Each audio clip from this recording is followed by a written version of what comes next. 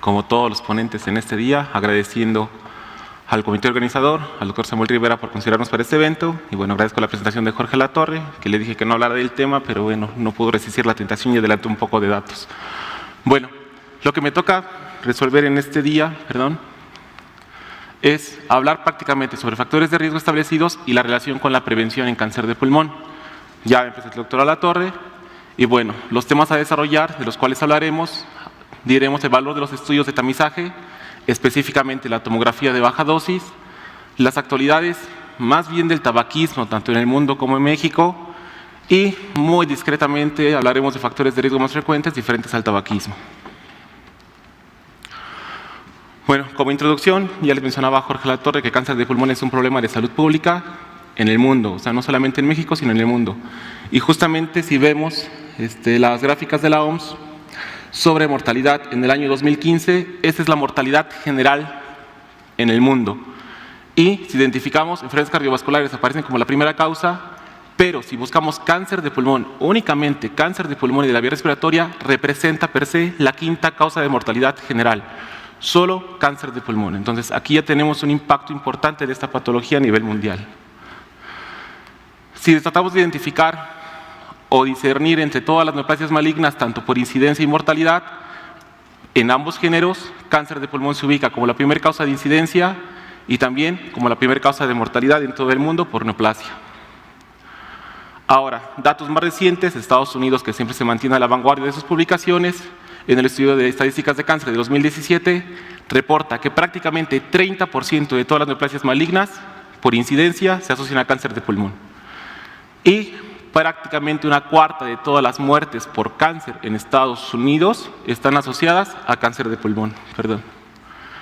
Entonces, con esto identificamos realmente que cáncer de pulmón tiene un impacto poblacional importante y es realmente un problema de salud pública. Ahora, ¿qué pasa si vemos la transición epidemiológica? Anteriormente se consideraba mama y cervix como una de las principales causas de mortalidad en el mundo. Si vemos las gráficas, prácticamente del año 30 hasta la actualidad, la mortalidad por cáncer de mama, que es la línea rosa, ha ido en decremento, la mortalidad por cáncer de uterino, que es la línea gris, no sé cómo se ve de aquel lado, va en decremento. Sin embargo, cuando analizamos la curva por mortalidad asociada a cáncer de pulmón, prácticamente tiene un impacto desde el inicio del tabaquismo y eso se ha mantenido con un incremento constante. Ahora, ¿qué papel tiene el escrutinio? Porque hemos visto una reducción en la mortalidad por cáncer de mama o cervix, ya lo platicaban anteriormente. Gran parte de ese impacto en la mortalidad tiene que ver con el escrutinio en la población sana. Y prácticamente lo que ya conocemos y ya mencionaron es escrutinio para cáncer cervical, que es la citología cervicovaginal, que prácticamente tiene una reducción relativa de riesgo de un 20%, y algo importante en cáncer de mama, la mastografía, que tiene una reducción relativa de riesgo en la población de más de 50 años, que es la que realmente tiene un mayor beneficio, cercano al 80%, y algunas otras indicaciones de escrutinio como cáncer colorectal. ¿Y qué hay en cáncer de pulmón? Anteriormente se intentaba, muchas veces los médicos de primer contacto, creemos que la radiografía de tórax puede ser un primer indicio para indagar neoplasia en un paciente con sospecha de cáncer o para escrutinio. Sin embargo, los estudios realizados para escrutinio en cáncer de pulmón, que es el PLCO, un estudio realizado para escrutinio en próstata, pulmón, colon y ovario, demostró que la placa de tórax no tiene ninguna significancia en el papel de escrutinio para cáncer de pulmón. Es decir, pedir placas de tórax a población de riesgo no sirve como escrutinio.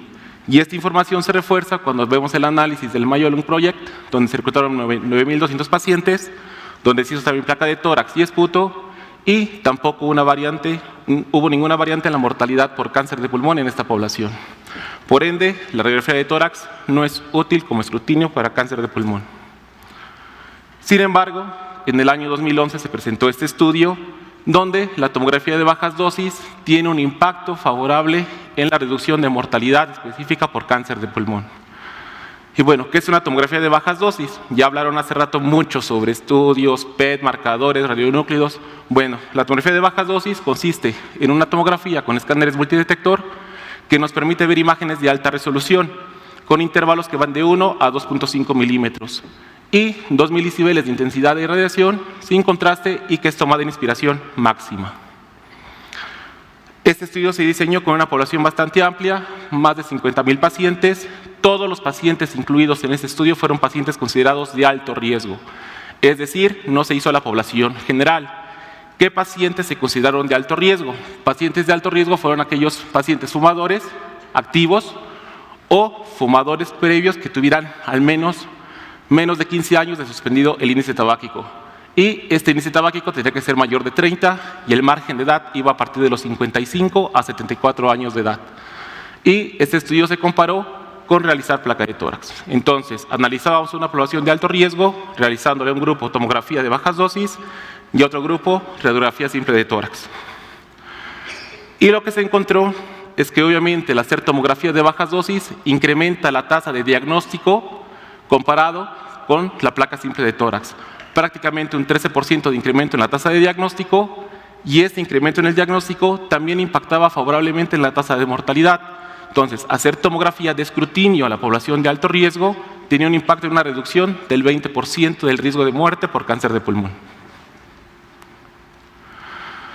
Ahora, ¿cuál fue el impacto del escrutinio? Pues prácticamente es el impacto que se tiene en la mayor parte de neoplasias. Lo que buscamos siempre al hacer mastografías, citologías cervicovaginales, es detectar enfermedades en etapas tempranas que permitan a esos pacientes ser susceptibles a un tratamiento curativo. Justamente con esto fue lo que se logró. Si vemos los pacientes diagnosticados en etapas tempranas, etapa 1, en el grupo de tomografía de dosis bajas, representó prácticamente el 50% de los diagnósticos. Y prácticamente un 30% de enfermedad localmente avanzada o metastásica. En cambio, en el grupo de la placa de tórax, solamente 30% fueron etapas tempranas y cerca de 50% fue enfermedad metastásica. Entonces, parece ser que el impacto que tiene la tomografía de bajas dosis se asocia directamente a que nos permite detectar enfermedad en etapas más tempranas. Sin embargo, no todo es belleza con este estudio.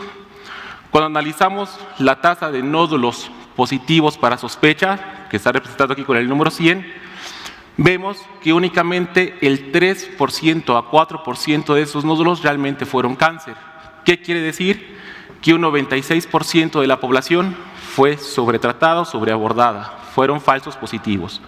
Entonces, parece ser un estudio que sí da un beneficio en la mortalidad, pero que tal vez no hemos identificado a un buen momento los puntos de corte para poder tener un impacto más favorable. Y con la placa de tórax fue algo muy similar. La tasa de sospecha y 94% de estos pacientes fueron falsos positivos. ¿Cuál fue tal vez la justificación para ello?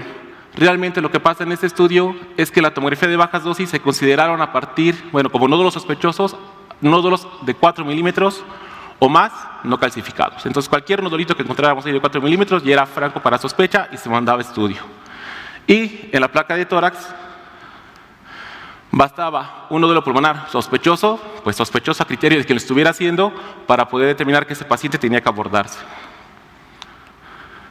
Entonces, para intentar tal vez dilucidar un mecanismo distinto para el escrutinio en cáncer de pulmón, se diseñó otro estudio que se llama Nelson. Es un estudio diseñado en cerca de 16,000 pacientes, todos fumadores o exfumadores, y en este estudio se hizo tomografía de bajas dosis o no hacer screening. Aquí ya no existe el brazo comparativo de la placa de tórax porque sabemos que no sirve. Entonces, lo estándar era no hacer nada en esa población.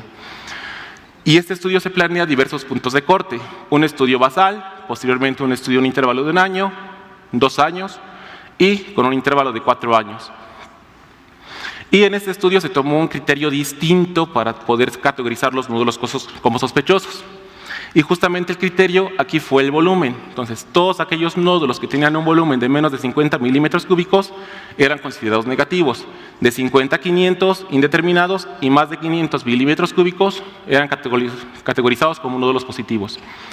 Y si teníamos nódulos preexistentes en los rounds posteriores de los estudios, se consideraba, si la tasa de duplicación del volumen era mayor a 600 días, se consideraba un nódulo negativo, no sospechoso. Sin embargo, si esta tasa de duplicación del volumen era menor de 14 días, se consideraba como un nódulo sospechoso.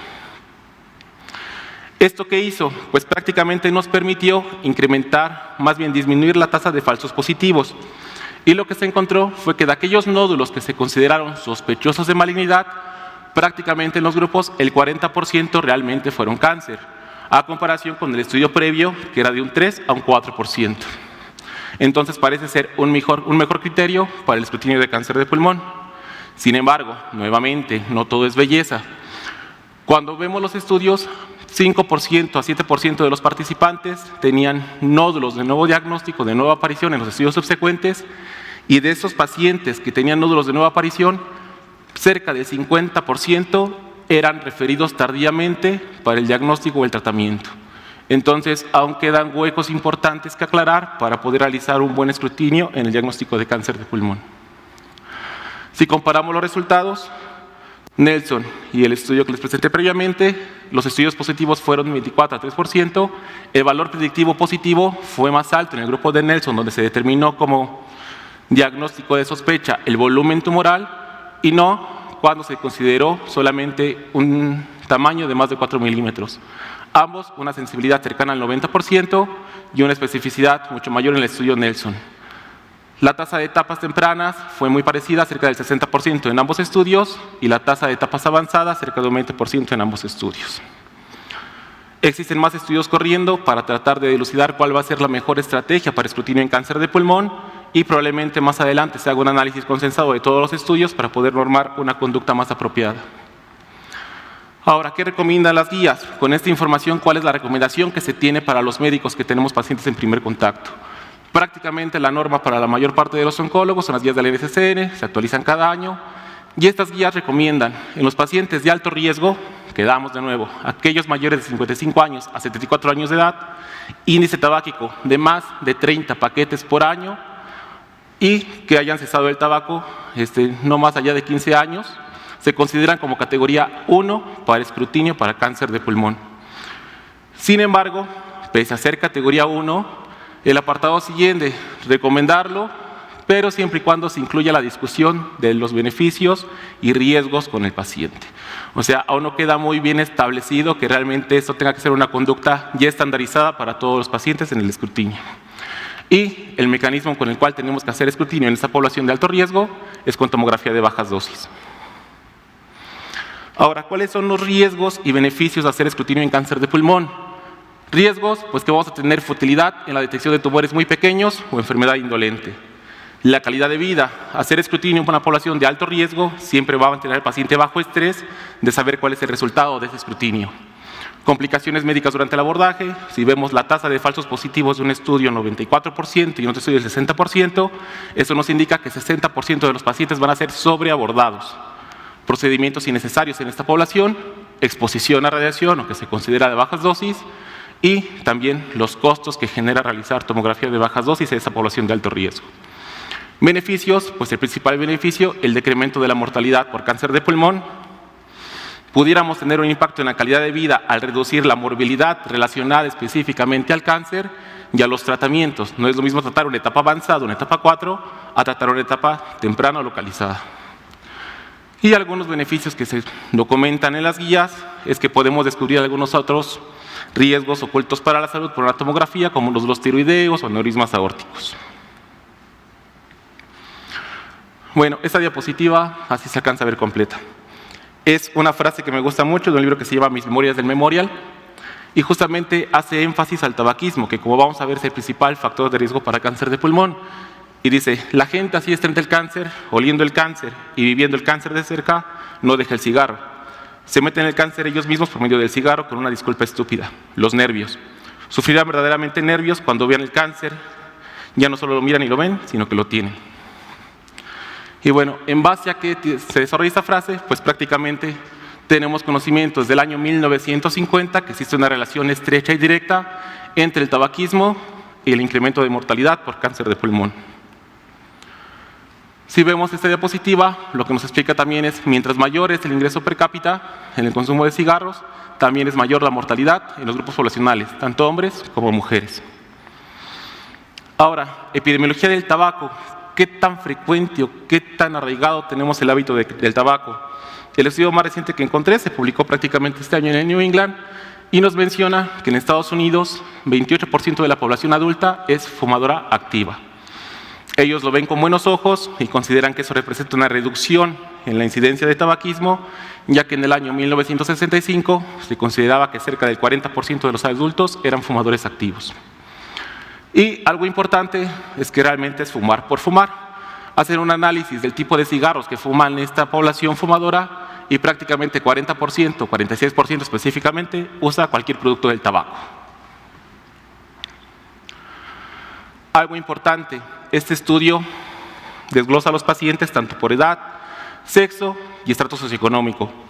Y cuando vemos el análisis de la población joven, nos encontramos que el 50% de los jóvenes de 12 a 17 años son fumadores activos. Eso tiene un impacto muy fuerte, porque si vemos la población adulta, prácticamente cercano a un 30% en los 45 a 65 años de edad y otro 30% en los 25 a 44 años de edad. Igualdad de género, prácticamente ya también el 50% de la población fumadora son mujeres, ya no existe discrepancia como lo era antes el tabaco era prácticamente una adicción o un vicio arraigado a los hombres, actualmente es igual para ambos géneros. Y si vemos esta diapositiva, mientras mayor es el grado de escolaridad, mayor es la frecuencia o la prevalencia del tabaquismo. ¿Y qué pasa en México? Bueno, en México hay un análisis de la Encuesta Nacional de Adicciones del año 2011, donde aquí se encuentra que los fumadores activos son solamente el 21.7% de la población, aún así no es nada despreciable. 1 de cada 5 personas en México adultas son fumadores activos. En México sigue siendo mayoritariamente los hombres, 31.4%, minoritariamente las mujeres, 12.6%. Cuando vemos esta imagen por grupos de edad, realmente el grupo de edad que mayor tiene arraigado el tabaquismo es aquel grupo poblacional de los 45 a 65 años de edad. Aclaro, esa información es en México. Ahora, ¿qué otro dato impacta en ese sentido? Pues la exposición pasiva al tabaco. Podemos considerar 20% de la población fuma, sin embargo, de ese 20% de población que fuma, existe una incidencia mucho mayor de exposición pasiva al tabaco. Y si vemos, la población pediátrica, 12 años, 30% de exposición pasiva al tabaco, 3 a 15 años, 36%, y la población adolescente, 16 a 17 años, prácticamente un 40% de exposición pasiva al tabaco. Entonces, más allá de hablar solo de fumadores, tenemos que hablar también de toda aquella gente que está cercana al tabaquismo. Ahora, con esta información, ¿se puede cambiar la historia? Yo creo que la respuesta es sí. Y eso justamente radica en esto. En Reino Unido se publica este análisis en el 2014, donde se considera que 1 de cada 2 personas nacidas después de 1960 va a padecer algún tipo de cáncer durante toda su vida. 42% de estos cánceres pueden ser prevenibles y 19% de estos cánceres en forma global, no solamente cáncer de pulmón, pueden ser prevenibles y están asociados a tabaco. Cuando hablamos de cáncer de pulmón específicamente, la mortalidad en Reino Unido, cerca de 50.000 casos, la incidencia, 50.000 casos, muertes, 35.000 casos, y la supervivencia a largo plazo de los pacientes con diagnóstico de cáncer de pulmón es menor al 5% a 10 años. O sea, realmente la expectativa de vida de esta población es mala. Sin embargo, ¿qué pasa? 89% de los casos de cáncer de pulmón pueden ser prevenibles. Y esta prevención radica principalmente en el tabaco. De esta prevención se considera que 86% de los casos de cáncer de pulmón están ligados al tabaquismo, 13% a otros factores ocupacionales y menos del 9% a ciertos factores dietéticos. Ahora, bueno, ya fumamos. ¿Tiene algún impacto favorable en nosotros dejar de fumar? Lo que muestra este estudio justamente es que sí. La tasa de riesgo relativo en fumadores activos es de más de 53 veces el riesgo. Cuando pasan más de 9 años, este riesgo decrementa prácticamente a la mitad. Entonces parece que sí existe un impacto favorable de dejar el tabaco. Otros factores de riesgo, que no andaré en ellos prácticamente por cuestiones de tiempo, pueden ser factores genéticos, radiación, factores ambientales, la contaminación. Y bueno, como conclusiones de la charla, podemos decir que el cáncer de pulmón es un problema de salud pública en el mundo. Existe un potencial del escrutinio para reducir la mortalidad por cáncer de pulmón. El estudio estándar para la disminución de este riesgo sería el TAC de dosis bajas, pero solamente en población de riesgo, es decir, población fumadora activa, 55 a 74 años de edad, más de 30 paquetes año y que tengan al menos 15 años de haber suspendido el tabaquismo. Algo a considerar es que en México tendremos que tener otras variantes epidemiológicas. México es un país con alta incidencia de tuberculosis y probablemente de nódulos pulmonares secundarios a procesos cicatrizales, y también tenemos una incidencia muy alta en la población de exposición a biomasa. El tabaquismo es el principal factor de riesgo más importante y se pueden prevenir muertes más si cesamos el tabaco que haciendo escrutinio. Y bueno, eso es todo de mi parte.